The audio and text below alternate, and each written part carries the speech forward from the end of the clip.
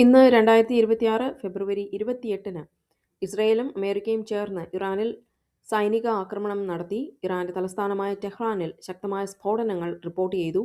പരമോന്നത നേതാവ് ആയതുള്ള അലി ഖമനിയുടെ ഓഫീസിന് സമീപവും യൂണിവേഴ്സിറ്റി സ്ട്രീറ്റ്, ജംഹൂരി മേഖലകളിലുമാണ് ആക്രമണം ഉണ്ടായത്. ഇസ്രയേലിന് നേരെയുള്ള ഭീഷണികൾ ഇല്ലാതാക്കാൻ ലക്ഷ്യമിട്ടുള്ള പ്രതിരോധ ആക്രമണമാണിതെന്ന് പ്രതിരോധ മന്ത്രി ഇസ്രയേൽ കാറ്റ്സ് സ്ഥിരീകരിച്ചു.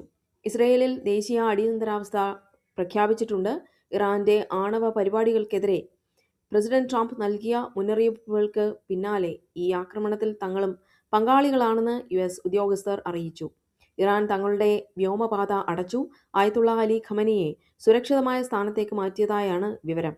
ഇറാന്റെ ഭാഗത്തുനിന്ന് തിരിച്ചടി ഉണ്ടാകാൻ സാധ്യതയുള്ളതിനാൽ ഇസ്രയേലിലുടനീളം സൈറണുകൾ മുഴക്കി പൊതുജനങ്ങൾക്ക് ജാഗ്രതാ നിർദ്ദേശം നൽകിയിട്ടുണ്ട്.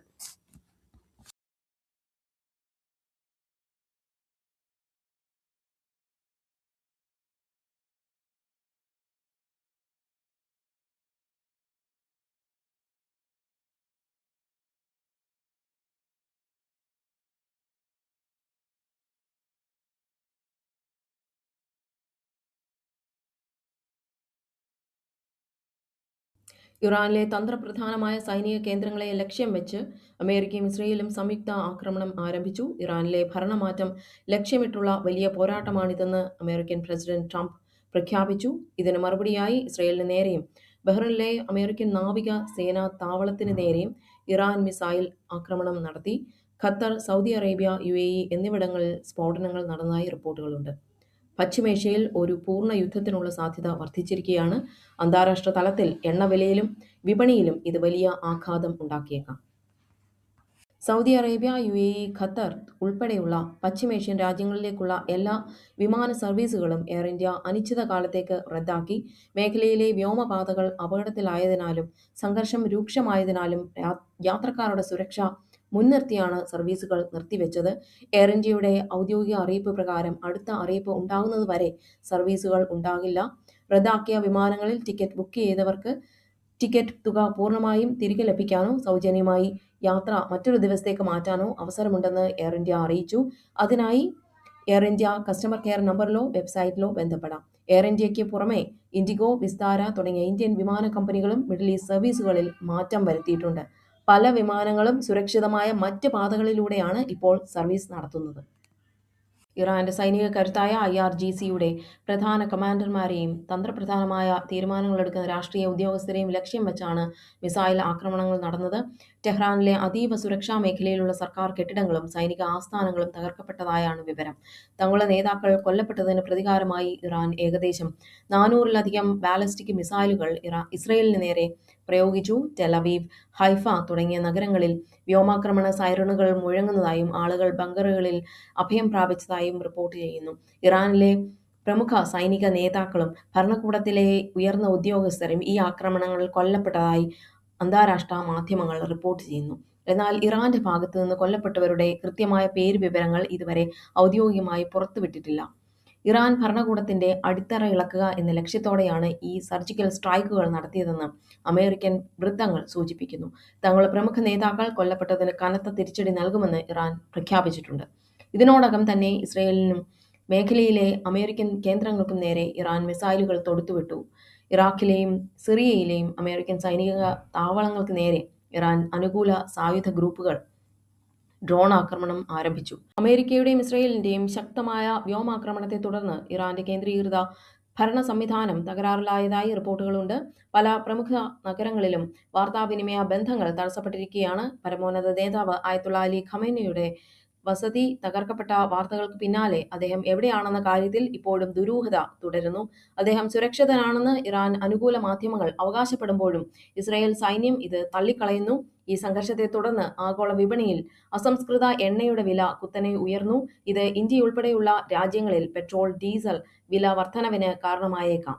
ഇറാനിലും പരിസര രാജ്യങ്ങളിലുമുള്ള ഇന്ത്യൻ പൗരന്മാരോട് ജാഗ്രത പാലിക്കാനും അനാവശ്യ യാത്രകൾ ഒഴിവാക്കാനും ഇന്ത്യൻ എംബസി നിർദ്ദേശം നൽകിയിട്ടുണ്ട്. അമേരിക്കയുടെയും ഇസ്രയേലിന്റെയും ശക്തമായ വ്യോമാക്രമണത്തെ തുടർന്ന് ഇറാന്റെ കേന്ദ്രീകൃത ഭരണ സംവിധാനം തകരാറിലായതായി റിപ്പോർട്ടുകളുണ്ട്.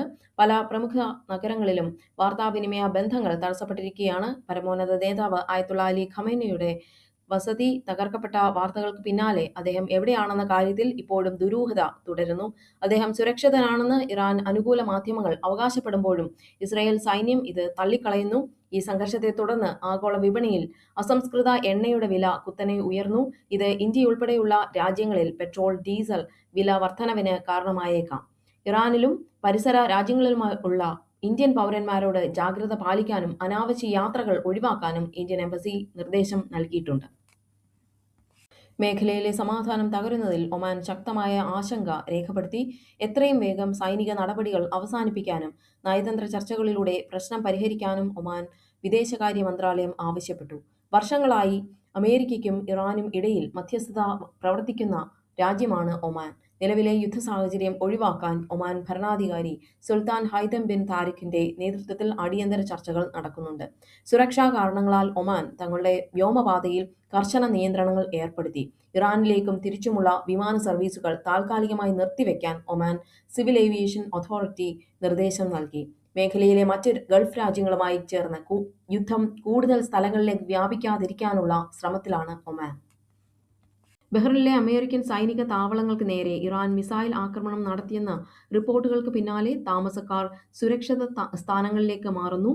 തെരുവുകളിൽ വാഹനങ്ങളുടെ വലിയ തിരക്കും ജനങ്ങളുടെ പരിഭ്രാന്തിയും കാരണം വലിയ തോതിലുള്ള ഗതാഗത കുരുക്ക് അനുഭവപ്പെടുന്നു. പലരും അവശ്യ സാധനങ്ങൾ വാങ്ങിക്കൂട്ടാനായി സൂപ്പർ മാർക്കറ്റുകളിലേക്കും മറ്റും ഇരച്ചുകയറുകയാണ്.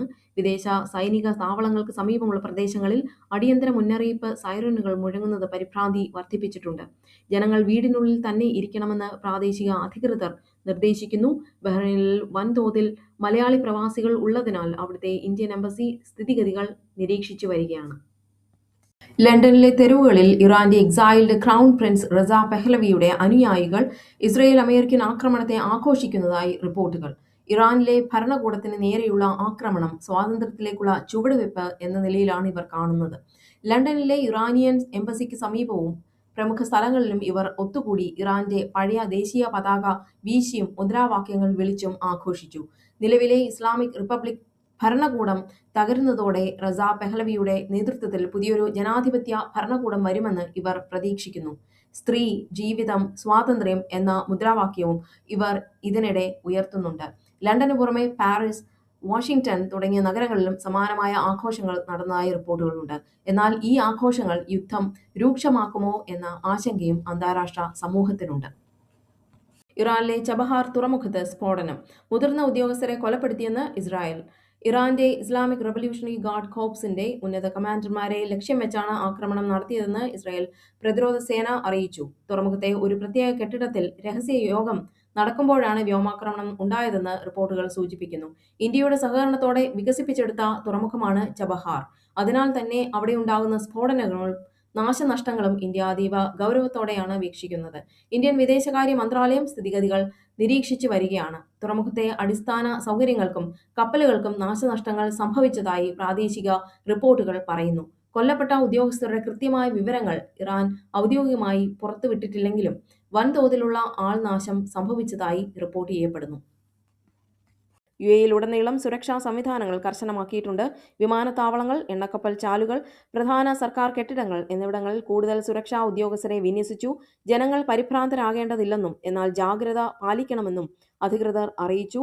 ഇറാൻ വ്യോമപാത അടച്ചതിനെ തുടർന്ന് എമിറേറ്റ്സ്, ഫ്ലൈ ദുബായ്, ഇത്തിഹാദ് എന്നീ വിമാന കമ്പനികൾ ഇറാനിലേക്കും പരിസര പ്രദേശങ്ങളിലേക്കുമുള്ള സർവീസുകൾ താൽക്കാലികമായി നിർത്തിവെക്കുകയോ വഴിതിരിച്ചുവിടുകയോ ചെയ്തിട്ടുണ്ട്. യാത്രക്കാർ എയർപോർട്ടിലേക്ക് തിരിക്കും മുൻപ് ഫ്ലൈറ്റ് സ്റ്റാറ്റസ് പരിശോധിക്കാൻ നിർദ്ദേശമുണ്ട്. സുരക്ഷാ കരുതലിന്റെ ഭാഗമായി UAE-യുടെ വ്യോമപാതയിൽ ചില നിയന്ത്രണങ്ങൾ ഏർപ്പെടുത്തിയിട്ടുണ്ട്. യുദ്ധം നടക്കുന്ന മേഖലകളിലൂടെയുള്ള പറക്കൽ പൂർണ്ണമായും ഒഴിവാക്കി. മേഖലയിലെ സംഘർഷം ലഘൂകരിക്കാൻ UAE ഭരണാധികാരികൾ ആഗോള നേതാക്കളുമായി ചർച്ചകൾ നടത്തുന്നുണ്ട്. സമാധാനപരമായ പരിഹാരത്തിനാണ് UAE മുൻഗണന നൽകുന്നത്. UAE-യിലെ പ്രവാസികൾ, പ്രത്യേകിച്ച് ഇന്ത്യക്കാർ, അനാവശ്യമായ സാമൂഹ്യ മാധ്യമ പ്രചാരണങ്ങളിൽ വിശ്വസിക്കരുതെന്നും ഔദ്യോഗികമായ അറിയിപ്പുകൾ മാത്രം ശ്രദ്ധിക്കണമെന്നും നിർദ്ദേശമുണ്ട്. അടിയന്തര സാഹചര്യത്തിൽ അബുദാബിയിലെ ഇന്ത്യൻ എംബസിയുമായോ ദുബായിലെ കോൺസുലേറ്റുമായോ ബന്ധപ്പെടാം. ഇറാനിൽ നിന്ന് തൊടുത്തുവിട്ട ഡ്രോണുകൾ കുവൈറ്റ് ഇന്റർനാഷണൽ എയർപോർട്ടിന് സമീപമാണ് പതിച്ചത്. വിമാനത്താവളത്തിന് പരിസരത്തുണ്ടായിരുന്ന 5 പേർക്ക് ആക്രമണത്തിൽ പരിക്കേറ്റു. ഇവരെ ഉടൻ തന്നെ സമീപത്തെ ആശുപത്രിയിലേക്ക് മാറ്റി. പരിക്കേറ്റവരുടെ ആരോഗ്യനില തൃപ്തികരമാണെന്നാണ് പ്രാഥമിക റിപ്പോർട്ടുകൾ. ആക്രമണത്തെ തുടർന്ന് കുവൈറ്റ് വിമാനത്താവളത്തിന്റെ പ്രവർത്തനം താൽക്കാലികമായി നിർത്തിവെച്ചു. പല വിമാനങ്ങളും സൗദി അറേബ്യയിലേക്കും മറ്റും വഴിതിരിച്ചുവിട്ടു. യാത്രക്കാർ വിമാനത്താവളത്തിലേക്ക് തിരിക്കും മുൻപ് കുവൈറ്റ് എയർവേസ് അല്ലെങ്കിൽ അതത് വിമാന കമ്പനികളുമായി ബന്ധപ്പെടാൻ നിർദ്ദേശമുണ്ട്. തങ്ങളുടെ പരമാധികാരത്തിന്മേലുള്ള കടന്നുകയറ്റമാണിതെന്ന് കുവൈറ്റ് ഭരണകൂടം പ്രതികരിച്ചു. രാജ്യത്തെ സുരക്ഷാ സംവിധാനങ്ങൾ അതീവ ജാഗ്രതയിലാണ്. കുവൈറ്റിലെ ഇന്ത്യൻ എംബസി സ്ഥിതിഗതികൾ സൂക്ഷ്മമായി നിരീക്ഷിക്കുന്നുണ്ട്. അനാവശ്യ യാത്രകൾ ഒഴിവാക്കാനും ഔദ്യോഗിക അറിയിപ്പുകൾക്കായി കുവൈറ്റിലെ ഇന്ത്യൻ എംബസി വെബ്സൈറ്റ് ശ്രദ്ധിക്കാനും നിർദ്ദേശിക്കുന്നു. അമേരിക്കയും ഇസ്രയേലും ഇറാനിൽ നടത്തിയ അതിശക്തമായ സൈനിക ആക്രമണങ്ങൾക്ക് പിന്നാലെ NBC ന്യൂസിന് നൽകിയ പ്രത്യേക അഭിമുഖത്തിൽ ഇറാൻ വിദേശകാര്യ മന്ത്രി അബ്ബാസ് അറാഗ്ചി പറയുന്നത്, ഇറാന്റെ പരമോന്നത നേതാവ് ആയത്തുള്ള അലി ഖമേനിയും മറ്റ് ഉന്നത രാഷ്ട്രീയ സൈനിക ഉദ്യോഗസ്ഥരും പൂർണ്ണ സുരക്ഷിതരാണെന്ന് അദ്ദേഹം പറയുന്നു. ഭരണകൂടത്തിലെ പ്രധാനികൾ ആരും തന്നെ കൊല്ലപ്പെട്ടിട്ടില്ലെന്ന് അദ്ദേഹം വ്യക്തമാക്കുന്നു. അമേരിക്കയുടെയും ഇസ്രയേലിന്റെയും സംയുക്ത നീക്കം പരാജയമാണെന്നും ഇറാന്റെ ഭരണകൂടത്തെ തകർക്കാൻ ഇത്തരം ആക്രമണങ്ങൾ കൊണ്ട് സാധിക്കില്ലെന്നും അദ്ദേഹം പറയുന്നു. തങ്ങളുടെ പരമാധികാരത്തിന്മേലുള്ള കടന്നുകയറ്റത്തിന് ശക്തമായ തിരിച്ചടി നൽകാൻ ഇറാൻ സജ്ജമാണെന്നും നിലവിൽ നടക്കുന്ന മിസൈൽ ആക്രമണങ്ങൾ അതിന്റെ ഭാഗമാണെന്നും അദ്ദേഹം പറയുന്നു. ഇറാന്റെ ഭരണകൂടത്തെ താഴെയിറക്കാനുള്ള ഡൊണാൾഡ് ട്രംപിന്റെ ആഹ്വാനം ഒരിക്കലും നടക്കാത്ത ഒരു അസാധ്യമായ ദൗത്യം, മിഷൻ ഇംപോസിബിൾ ആണെന്നാണ് അദ്ദേഹം പറയുന്നത്. റെജിം ചേഞ്ചിനെപ്പറ്റി US പ്രസിഡന്റ് ഡൊണാൾഡ് ട്രംപ് പറഞ്ഞതിനെക്കുറിച്ച് റിപ്പോർട്ടർ ചോദിച്ചതിന് അബ്ബാസ് അറാഗ്ചി പറഞ്ഞത് ഇപ്രകാരമാണ്: തങ്ങൾക്ക് ദശലക്ഷക്കണക്കിന് ആളുകളുടെ സപ്പോർട്ട് ഉണ്ടെന്നും 30